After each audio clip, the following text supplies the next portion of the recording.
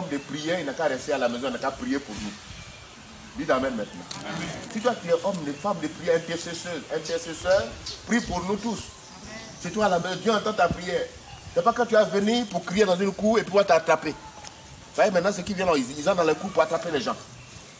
Même les cellules, même, ils dénoncent les cellules. Si dans le cas tu fais du bruit et puis tes voisins te dénoncent, ils vont venir t'attraper.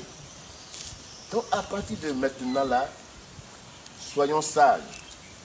Dieu nous a préservés jusqu'à ce jour. Mais nous-mêmes, nous ne nous exposons pas. Donc dimanche prochain, il n'y a pas de culte. Jusqu'à nouvel ordre. On nous a demandé de fermer. Donc vous êtes là ce matin-là, c'est pour recevoir les annonces, pour faire une action de grâce, et puis on s'en va. Donc, les familles seront répertoriées dans les quartiers. Chaque quartier va devenir une zone. Et puis il y aura un superviseur qui va prendre les fiches de rapport que vous allez recevoir. Donc vraiment, maintenez votre foi intacte. Alléluia. Gardez votre foi. Il ne faut pas dire comme on ne vient plus à l'église, donc maintenant là, je fais ce que je veux. Non. Tu es chez toi à la maison, tu es confiné pour chercher Dieu. Tu es confiné pour que tu aies une relation de famille. Pour que toi et tes enfants, vous puissiez être ensemble. Tu ne vas pas au travail. Tu es là avec ta famille. Ce n'est pas le moment de faire cafouillage à la maison. Il faut faire palabre. On n'a pas dit de faire palabre. On n'a pas dit de faire des relations tendues. La tension chez toi à la maison. Mais c'est le temps que tu sois dans le repos de Dieu. Alléluia. Que ta famille soit dans le repos. Que la paix soit dans ta maison. Que la vie de prière soit dans ta maison. Que tu puisses intercéder pour ta famille, pour ton église, pour ta nation. Priez pour que cette pandémie s'arrête au nom de Jésus-Christ.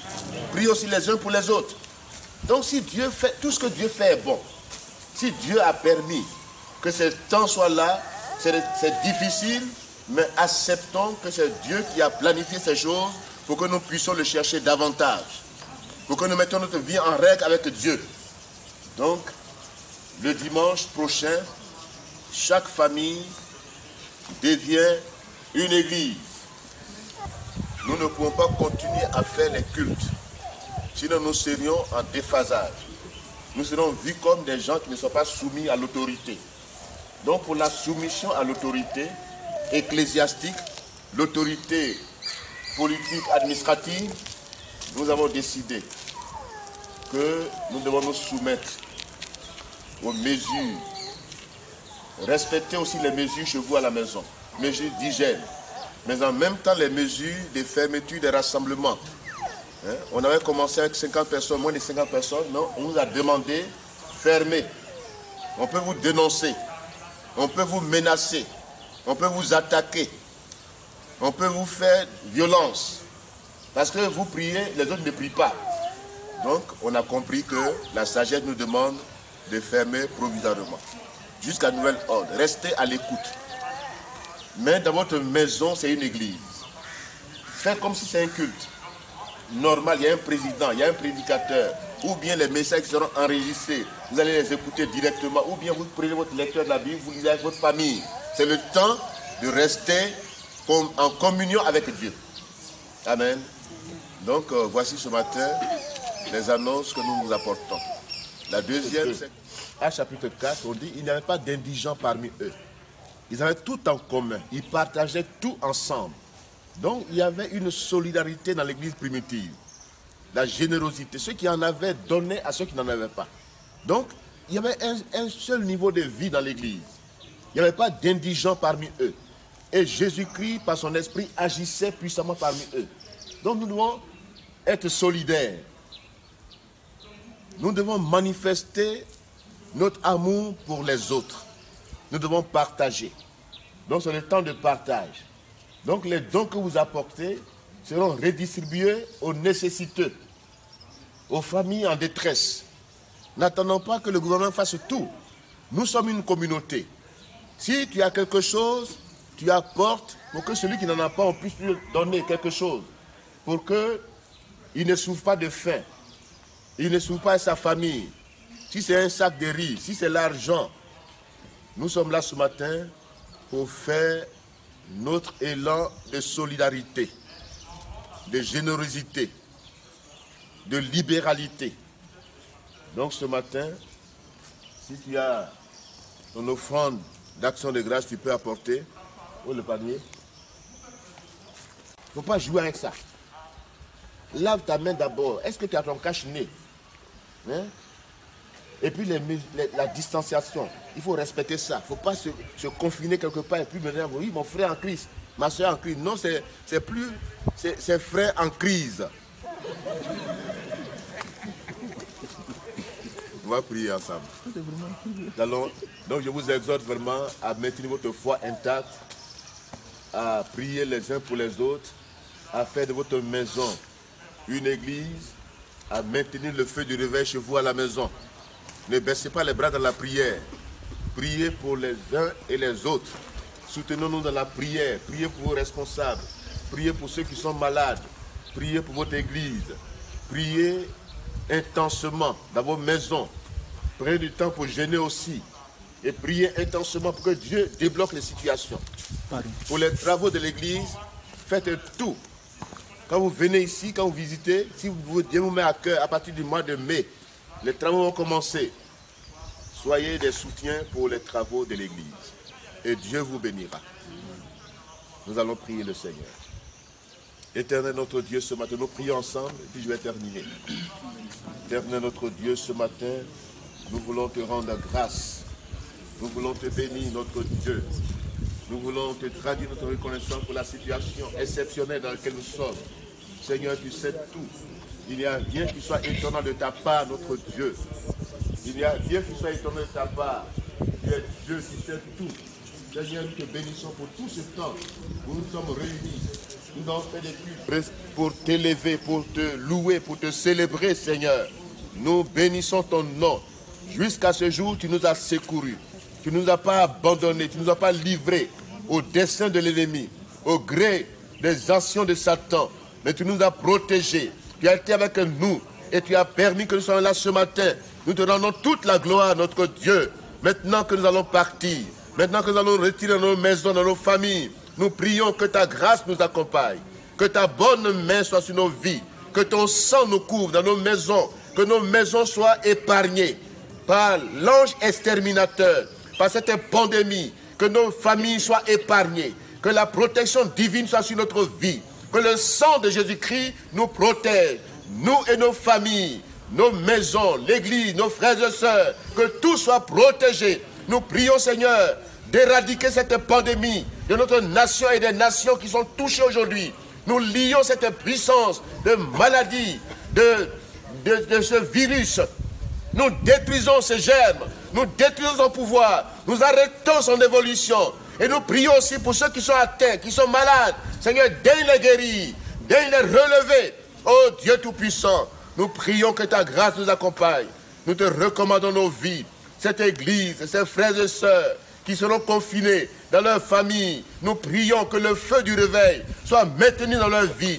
Le feu de la prière, le feu du réveil, le feu de la crainte de Dieu les habite pleinement et qu'ils vivent la vie chrétienne de manière authentique, dans la crainte du Seigneur, dans la vie de sainteté. Seigneur, bénis-les dans leur famille, dans leur maison, pour voir tous leurs besoins, que rien ne manque chez eux, que ta grâce abonde dans leur vie. Nous les bénissons, Père, nous te les recommandons à ta grâce, que tu veilles sur leur vie, que tu les protèges, que tu les assistes, notre Dieu, qu'ils soient conscients de ta présence dans leur vie et dans leur maison, et qu'ils marchent dans l'intégrité, dans la droiture de cœur, dans la crainte de l'Éternel. Nous les bénissons, Père, bénis ton peuple, que toute la gloire te revienne.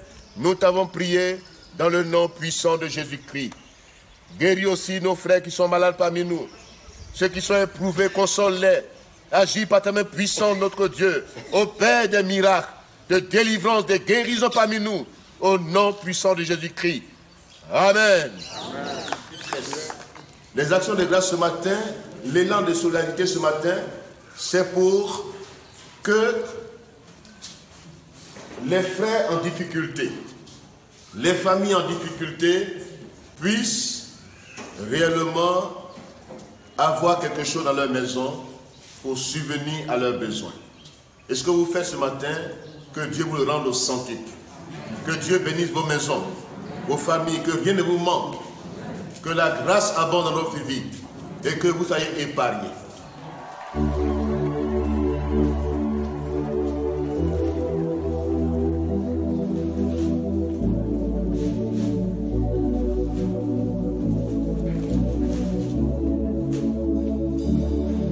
te dire, Seigneur, que nous t'appartenons, que notre passion et notre obsession, notre vitalité et notre détermination, tu es le prince des rois de la terre, le premier-né d'entre les morts, le commencement et la fin. Tu es l'alpha et l'oméga, celui qui a commencé en nous cette belle œuvre et qui la rendra parfaite. Voilà pourquoi nous avons envie de te dire que tu es alpha et l'oméga. Tu es alpha et oméga.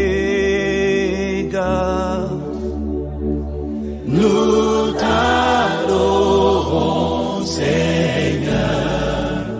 Tu es digne de louange.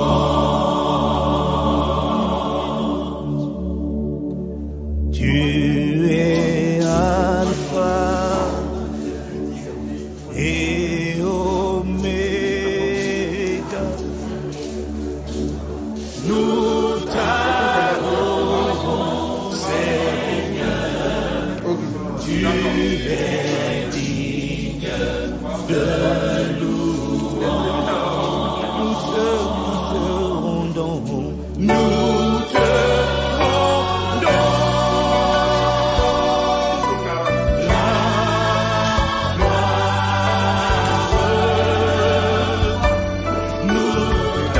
t'adorons, Seigneur.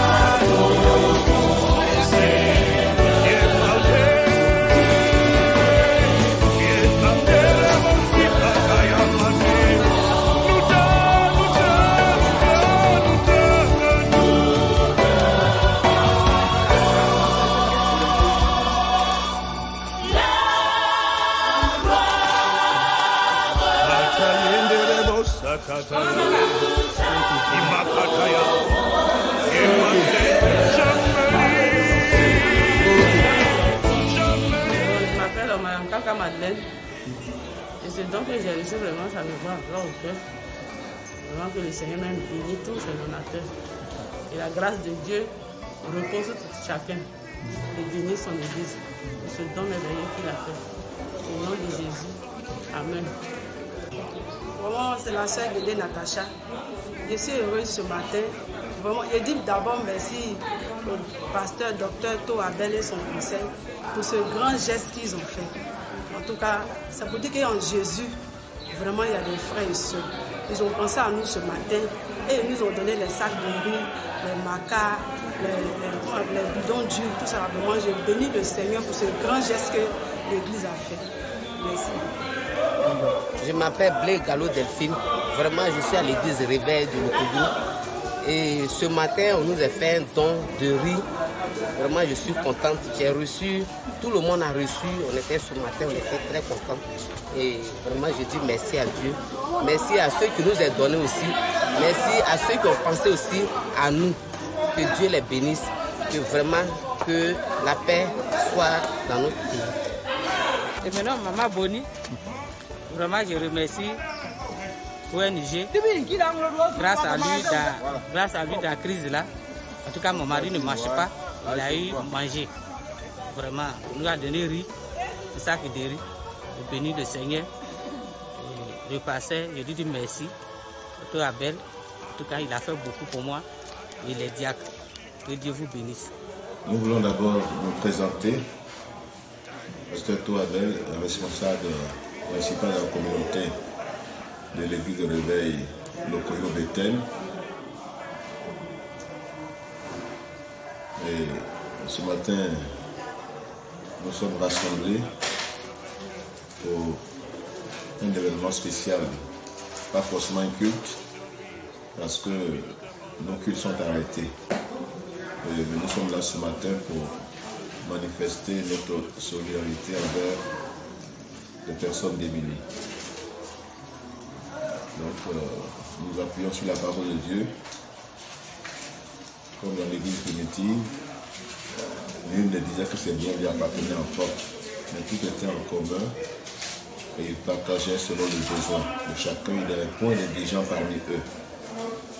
Nous voulons, dans cet élan de solidarité, manifester notre générosité et obéir à la parole de Dieu. Donc, ce matin, nous avons décidé de nous rassembler pour manifester cet élan de solidarité. C'est notre but ce matin de notre rencontre. Nous sommes là aussi pour prier les uns pour les autres dans ces moments difficiles. Nous voulons dire aux chrétiens, les encourager, pour dire que même si les temples sont fermés, leur cœur ne sera pas fermé à l'action du Saint-Esprit. Et que le vrai temple même, c'est l'individu. Donc confiné pour chercher Dieu, confiné pour mettre sa vie en lien avec Dieu. Que nos maisons deviennent des églises. C'est ce que nous avons dit ce matin. Et puis ensuite, nous avons voulu que, comme nous sommes dans une dynamique, dans un défi à relever de rénovation de ce temple, nous avons bien voulu les encourager dans ce moment de trêve, de crise sanitaire, redémarrer les travaux de rénovation du temple de l'église de réveil de Lokoyo Bethel. Et qu'au sortir de cette crise, les chrétiens trouvent un temple flambant neuf qui pourra les accueillir. Nous voyons ce matin notre démarche. Que Dieu nous bénisse. Donc, je suis l'ancien Olivier Kwadia. Je suis le président de l'ONG Bethel, la Maison du Secours. Les impressions concernant l'action qui a eu lieu ce matin, il faut dire que c'était un fardeau. Un fardeau parce que notre souci, c'était comment faire pour soulager nos frères et sœurs qui sont dans des situations difficiles. Dieu merci, nos partenaires comme l'ONG LAFMAL de l'Allemagne a attendu notre cri de cœur, ils nous ont aidés. Le docteur To également, voilà, le bureau des travailleurs. Dans certaines structures de l'Église sont venus à notre secours et nous avons donc pu réunir plus de 58 sacs que nous avons redistribués aux frères et sœurs qui sont en détresse. Donc c'est l'occasion de lancer un appel aux uns aux autres pour dire en ces moments difficiles, nous devons manifester la solidarité. Voilà. Donc si tu as 2 sacs de riz, il faut penser à celui qui est à côté de toi, qui n'a vraiment rien à manger. En ces temps difficiles, nous devons nous serrer les coudes pour qu'ensemble on puisse remonter la pente. Donc aujourd'hui, je suis satisfait parce qu'on a un temps soit peu soulagé les uns les autres. Envie de tout acclamer.